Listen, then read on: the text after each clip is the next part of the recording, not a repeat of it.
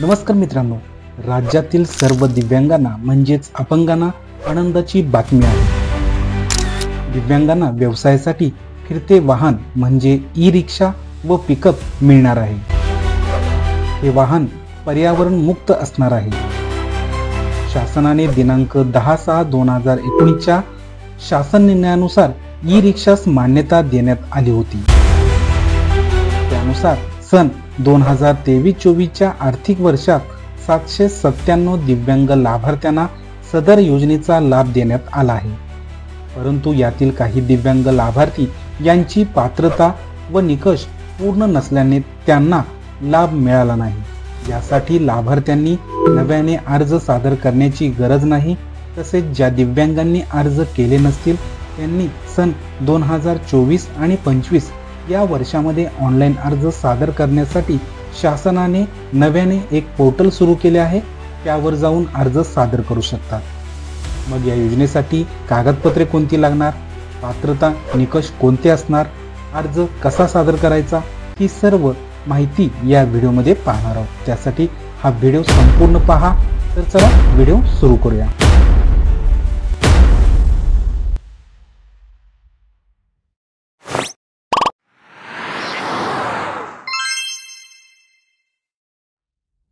मित्रांनो, तुम्हाला या व्हिडिओच्या डिस्क्रिप्शन बॉक्समध्ये या वेबसाईटची लिंक दिलेली आहे। त्या वेबसाईटवर क्लिक करून तुम्ही या वेबसाईटवर येऊ शकता। अशा पद्धतीने या वेबसाईटचा इंटरफेस तुम्हाला दिसेल। महाराष्ट्र दिव्यांग कल्याण जे काही विभाग आहे या विभागामार्फत हे पोर्टल सुरू करण्यात आलेले आहे। या पोर्टलवर तुम्हाला नोंदणी करायची आहे। नोंदणी केल्यानंतर तुमच्या अर्जाचा मागोवा तुम्हाला घ्यायचा आहे। त्याचबरोबर नोंदणी फॉर्म भरण्याबाबत तुम्हाला सूचना देखील इथे दिलेल्या आहेत। त्याचबरोबर फॉर्म भरल्यानंतर लाभार्थ्यांची यादी देखील तुम्हाला या ठिकाणी पाहायला मिळणार आहे। मित्रांनो, तुम्हाला अशा प्रकारची ई रिक्षा जी काही आहे ती रिक्षा मिळणार आहे। त्याचबरोबर पिकअप देखील अशा प्रकारचा तुम्हाला मिळणार आहे, जेणेकरून जे अपंग व्यक्ती आहेत त्यांनी स्वतःचा व्यवसाय सुरू करता यावा यासाठी शासनाने ही योजना सुरू केली आहे।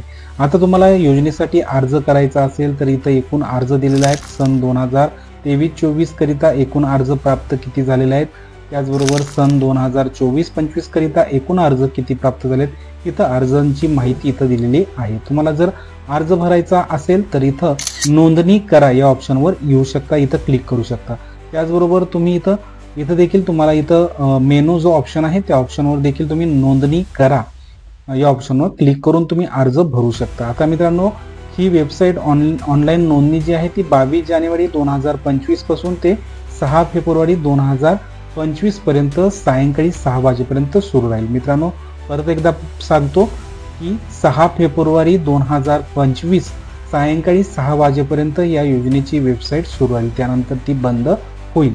आता तुम्हाला योजनेबद्दल जर माहिती पाहिजे असेल तर इथं योजनेबद्दलची माहिती तुम्ही याच्यावर क्लिक करून घेऊ शकता। आता नोंदणी कशी करायची, तर इथं नोंदणी करा या ऑप्शनवर क्लिक करायचं। नोंदणी करा या ऑप्शनवर क्लिक केल्यानंतर नोंदणी फॉर्म अशा पद्धतीनं तुमच्या समोर ओपन होईल। आता मित्रांनो, प्रथम तुम्हाला इथं वैयक्तिक माहिती भरायची आहे। वैयक्तिक माहिती भरत असताना प्रथम तुमच्या आधारला जो मोबाईल नंबर लिंक असेल तोच मोबाईल नंबर या ठिकाणी टाकायचा आहे। इथं मोबाईल नंबर टाकून झाल्यानंतर इथं तुमचा जो काही आधार नंबर आहे तो आधार नंबर तुम्हाला टाकायचा आहे। त्याच्यानंतर तुमचा UID क्रमांक तुम्हाला इथं टाकायचा। UID क्रमांक म्हणजे तुमचा जे काही अपंगांचं ID कार्ड असतं त्या कार्डवर तुम्हाला जो नंबर दिलेला असतो तो नंबर तुम्हाला या ठिकाणी दाखवायचा आहे। तुम्हाला स्क्रीनवर दाखवल्या पद्धतीनं असं UID कार्ड असतं, त्या कार्डवर हा नंबर तुम्हाला दाखवला तो नंबर इथं टाकायचा आहे। त्याचबरोबर तुम्ही तुमचा इथं मेल ID तुम्हाला या ठिकाणी टाकायचा आहे आणि पुढे या बटनावर क्लिक करायचं आहे। आता मित्रांनो, यानंतर तुम्हाला तुमची वैयक्तिक माहिती भरायचं आहे। वैयक्तिक माहितीमध्ये जसं लाभार्थ्याचं पहिलं नाव तुम्हाला या ठिकाणी टाकायचं आहे। त्याच्यानंतर त्यांच्या वडिलांचं नाव किंवा पतीचं नाव, जर महिला विवाहित असेल तर पतीचं नाव इथं टाकायचं आहे आणि त्याच्यानंतर खाली तुमचं आडनाव टाकायचं आहे। म्हणजे प्रथम तुमचं पहिलं नाव, त्यानंतर मधलं नाव आणि खाली आडनाव। त्याचबरोबर लाभार्थ्याच्या आईचं नाव, त्याच्यानंतर आईच्या पतीचं नाव, त्यानंतर आईचं आडनाव, अशा पद्धतीनं ही माहिती संपूर्ण भरायची आहे। त्याच्यानंतर खाली यायचं आहे। खाली आल्यानंतर इथून तुमची जी काही जन्मतारीख आहे ती जन्मतारीख तुम्हाला निवडायची आहे। निवडत असताना इथं तुम्हाला जो काही कॅलेंडरचं चिन्ह दाखवले यावर तुम्ही क्लिक करून तुम्ही पहिल्यांदा तुमचं वर्ष निवडायचं आहे, मग महिना निवडायचा आणि मग तारीख निवडायची आहे. त्यानंतर खाली तुमचं ॲटोमॅटिकली तुमचं जे काही वय असेल जन्मतारीख टाकल्यानंतर वय तुम्हाला इथं दाखवलं जाईल. त्याच्यानंतर खाली यायचं आहे. खाली आल्यानंतर इथं तुमचं लिंग तुम्हाला इथून निवडायचं आहे. तुम्ही जे कोणी असाल, पुरुष असाल तर पुरुष, स्त्री असेल तर स्त्री किंवा अन्य इतर काही असेल तर इथं तुम्ही निवडू शकता. त्यानंतर तुमचा जो काही रक्तगट असेल तो रक्तगट तुम्हाला इथून निवडायचं आहे मित्रांनो.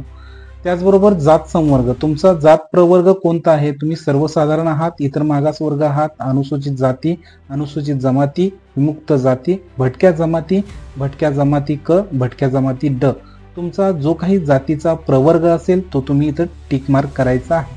म्हणजे जातीच्या प्रवर्गाच्या समोर तुम्हाला पांढरा गोल दिसतो त्यावर तुम्ही क्लिक करायचं आहे. त्यानंतर तुम्हाला जातीचं प्रमाणपत्र अपलोड करायचं आहे. मित्रांनो, कागदपत्रे कोणती लागणार ते देखील मी तुम्हाला सांगणार आहे.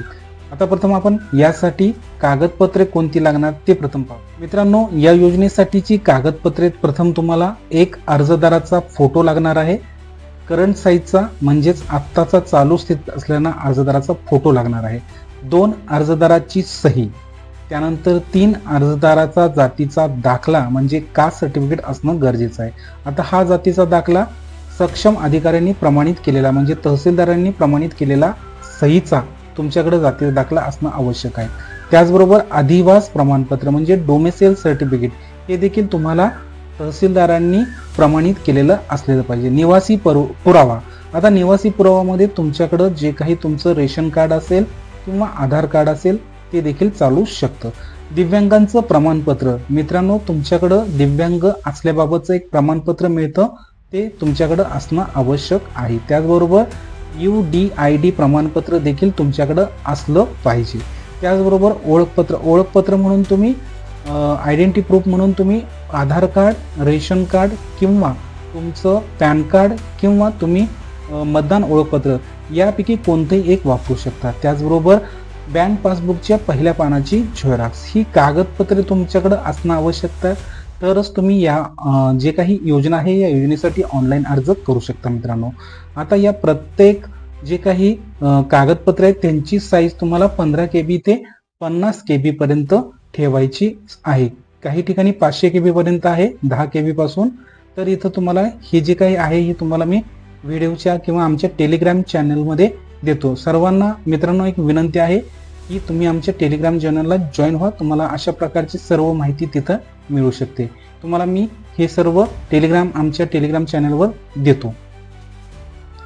यानंतर परत मित्रांनो आपण आपल्या विषयाकडे बोलूया. विषयाकडे बोलत असताना जात प्रमाणपत्र तुम्हाला या ठिकाणी अपलोड करायचं आहे.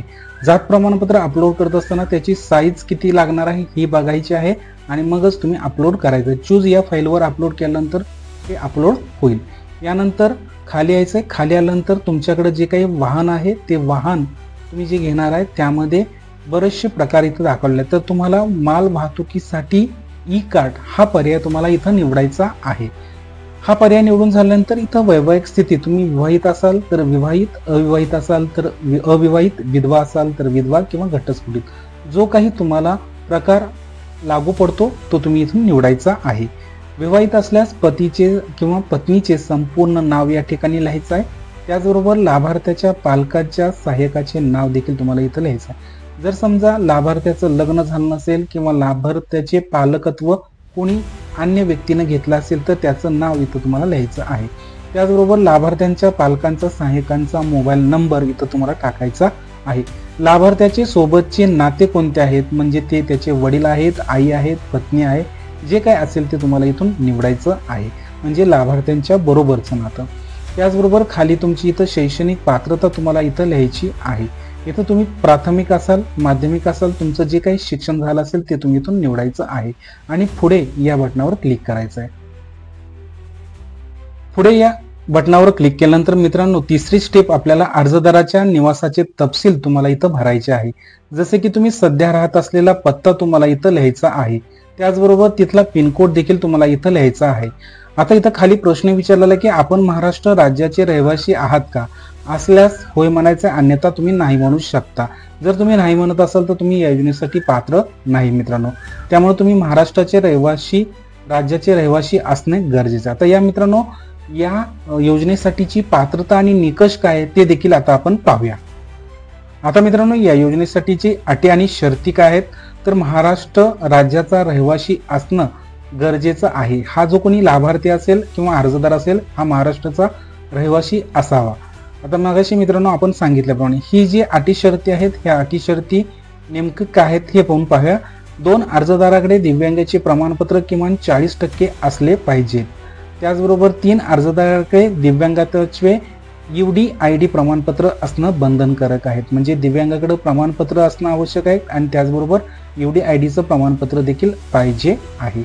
आता ही सर्व अटी आणि शर्ती जे आहेत ते शर्ती तुम्हाला जर पाहायच्या असेल तर आमच्या टेलिग्राम चॅनलला तुम्हाला निश्चित मिळून जातील. यानंतर परत आपण आपल्या विषयाकडे येऊया. अधिवास प्रमाणपत्र तुम्हाला इथं काय करायचं आहे, अपलोड करायचं आहे मित्रांनो.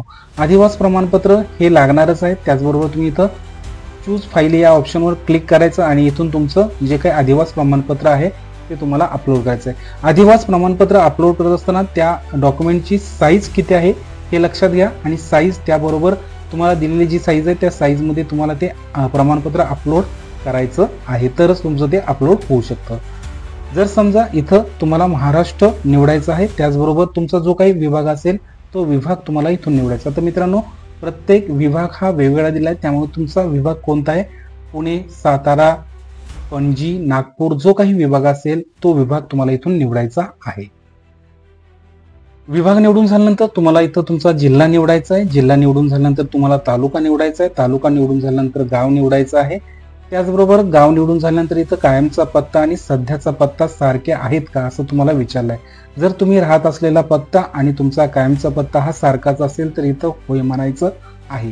त्यानंतर पत्ता पुरावा. आता पत्त्याच्या पुराव्यासाठी तुम्ही कोणतं डॉक्युमेंट निवडणार आहे, तर इथं बरीचशी डॉक्युमेंट तुम्हाला दिलेली आहे. त्यातून तुम्ही तुमचं, मला तर सोयीस्कर आधार कार्ड असं वाटतं, त्यामुळे आधार कार्ड सर्वांनी निवडायचं आहे. जर समजा आधार कार्ड नसेल तर वोटर ID तुम्ही इथून निवडू शकता. त्याचबरोबर वोटर ID नसेल तर रेशन कार्ड देखील तुम्ही निवडू शकता.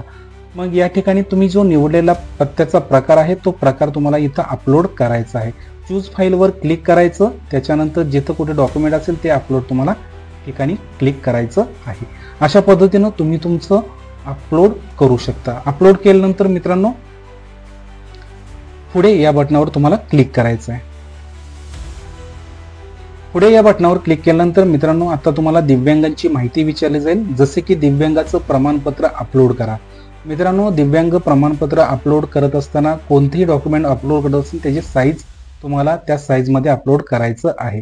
त्याचबरोबर अपलोड केल्यानंतर आपल्याकडे UID क्रमांक आहे का असं विचारलं आहे. तर कायमचा UDID क्रमांक आहे असं तुम्ही इथं क्लिक करू. तुमच्याकडे जर तात्पुरता असेल तर तुम्ही इथं तात्पुरता देखील क्लिक करू शकता. दिव्यांगाचे प्रमाण जे आहे 40% किंवा अधिक असलं पाहिजे. तुम्ही इथून तुमचं दिव्यांगाचं जे काही प्रमाण आहे ते प्रमाण तुम्ही तुमच्या प्रमाणपत्रावर पाहून तुम्ही इथं टाकू शकता मित्रांनो. त्याचबरोबर दिव्यांगत्वाचा प्रकार तुम्हाला इथून निवडायचा आहे. तुमचं दिव्यांगाचा जो काही प्रकार आहे तो प्रकार तुम्ही इथून निवडू शकता आणि तो क्लिक करायचा आहे. त्याचबरोबर जन्मतच तुम्ही दिव्यांग आहेत का असा प्रश्न तुम्हाला विचारलाय. जर समजा तुम्ही जन्मतच दिव्यांग असेल तर होय म्हणायचं आहे, अन्यथा तुम्ही नाही म्हणू शकता. त्याचबरोबर दिव्यांगत्वाचे क्षेत्र, जे काही तुमचं क्षेत्र असेल ते क्षेत्र, म्हणजे दिव्यांग तुम्ही कशा हातानं अधू झालेला आहे किंवा डोळ्यानं दिव्यांग तुम्ही अपंग आहात किंवा पायानं अपंग आहात, जे काही तुमचा अवयव असेल तो अवयव तुम्ही इथून निवडायचा आहे आणि पुढे या बटनावर तुम्ही क्लिक. त्यानंतर रोजगाराची सद्यस्थिती तुम्हाला इथं माहिती भरायची आहे. रोजगाराची स्थिती माहितीची माहिती भरत असताना इथं नोकरीत आहात का किंवा बेरोजगार. आता मित्रांनो, जर समजा तुम्ही नोकरीत असेल तर इथं नोकरी या ऑप्शनवर क्लिक करू शकता, अन्यथा बेरोजगार असेल तर बेरोजगार. आपण सरकारी कर्मचारी आहात का. सरकारी कर्मचारी असेल तर तुम्ही या योजनेसाठी लाभ घेऊ शकत नाही, त्यामुळे इथं नाही ऑप्शन क्लिक करायचं आहे. दारिद्र्य रेषेखालील माहिती तुम्हाला इथं भरायची आहे. तुम्ही ज्या कुटुंबातील असाल ते तुम्ही इथून निवडायचं आहे. त्याचबरोबर लाभार्थ्याचे वार्षिक उत्पन्न तुम्हाला इथून टाकायचे आहे. तुमचे जे काही वार्षिक उत्पन्न आहे ते तुम्हाला इथून निवडायचं आहे. त्याचबरोबर पुढे या बटनावर तुम्हाला क्लिक करा. केल्यानंतर आता मित्रांनो तुम्हाला ओळख आणि बँकेची तपशीलची माहिती तुम्हाला या ठिकाणी भरायची आहे. ओळख प्रमाणपत्र तुम्हाला इथं आधार कार्ड हे निवडायचं आहे. ओळखपत्र प्रमाणपत्र तुम्ही दुसरं कुठलंही निवडू शकता, पण मला सोयीस्कर हे आधार कार्ड वाटतं म्हणून मी इथं आधार कार्ड निवडलेलं आहे. त्याचबरोबर ओळख प्रमाणपत्र अपलोड तुम्हाला इथं करायचं आहे. त्यानंतर हे ओळखपत्र क्रमांक तुम्हाला इथं लिहायचं आहे. ही सर्व माहिती भरून झाल्यानंतर इथं आल्यानंतर तुम्हाला लाभार्थ्याचा बँक तपशिलाची माहिती भरायची आहे. जसं की खातेदाराचं नाव म्हणजे तुमचं बँकेत जसं नाव आहे तसं तुम्हाला इथं टाकायचं आहे. त्याचबरोबर खात्याचा क्रमांक तुम्हाला इथे टाकायचा आहे, बँकेचं नाव टाकायचं आहे, त्यानंतर बँकेची IFSC कोड तुम्हाला इथे टाकायचं आहे, बँकेच्या शाखेचं नाव तुम्हाला इथे टाकायचं आहे, बँकेच्या शाखेचा कोड तुम्हाला इथे टाकायचा आहे. आता मित्रांनो, ही सर्व माहिती तुम्हाला बँक पासबुकच्या पहिल्या पानावर ही सगळी माहिती तुम्हाला मिळू शकते. त्याचबरोबर बँक पासबुक तुम्हाला इथं चूज फाईल म्हणून इथं अपलोड करायचे आहे. कोणतंही डॉक्युमेंट अपलोड करत असताना त्याची साईज लक्षात घ्या मित्रांनो, आणि मगच तुम्ही ते डॉक्युमेंट अपलोड करा. त्यामुळे अपलोड करताना तुम्हाला कोणतीही त्रास होणार नाही. त्याचबरोबर कृपया बँक पासबुकचे पहिले पान अपलोड तुम्हाला या ठिकाणी करायचं आहे. ही सर्व माहिती भरून झाल्यानंतर इथं आपण कोणता व्यवसाय करायला आवडेल का, तर तुम्हाला इथं व्यवसायाशी संबंधित तुम्हाला काही माहिती विचारलेली आहे. तर तुम्हाला कोणता व्यवसाय करायला आवडेल ते देखील इथून निवडू शकता. त्याचबरोबर अर्जदाराचा पासपोर्ट आकाराचा फोटो तुम्हाला इथं अपलोड करायचा आहे. फोटो अपलोड करत असताना त्या फोटोची साईज देखील तुम्हाला लक्षात घेतली पाहिजे.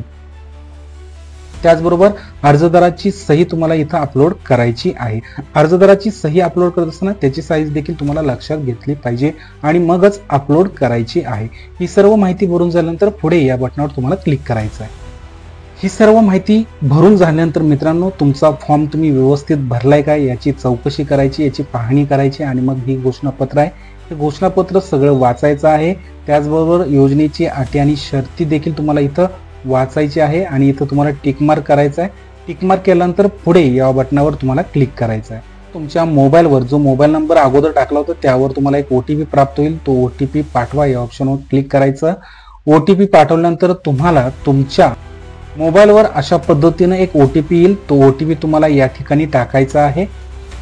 OTP टाकून झाल्यानंतर मित्रांनो, यशस्वीरित्या नोंदणी झालेली आहे अशा पद्धतीनं तुम्हाला माहिती दाखवली जाईल आणि अशा पद्धतीनं तुम्ही या योजनेसाठी ऑनलाईन अर्ज भरू शकता. निश्चितच मित्रांनो, या व्हिडिओमधली माहिती तुम्हाला चांगल्या प्रकारे समजली असेल तर तुम्ही या व्हिडिओला लाईक करा. तसेच हा व्हिडिओ पाहताना तुमच्या मनामध्ये काही शंका किंवा प्रश्न किंवा अडचण असल्यास तुम्ही मला कमेंट बॉक्समध्ये कमेंट करू शकता. तर चला मग अशाच एका नवीन विषयावर नवीन व्हिडिओ घेऊन पुन्हा भेटूया. तोपर्यंत धन्यवाद. जय हिंद, जय महाराष्ट्र.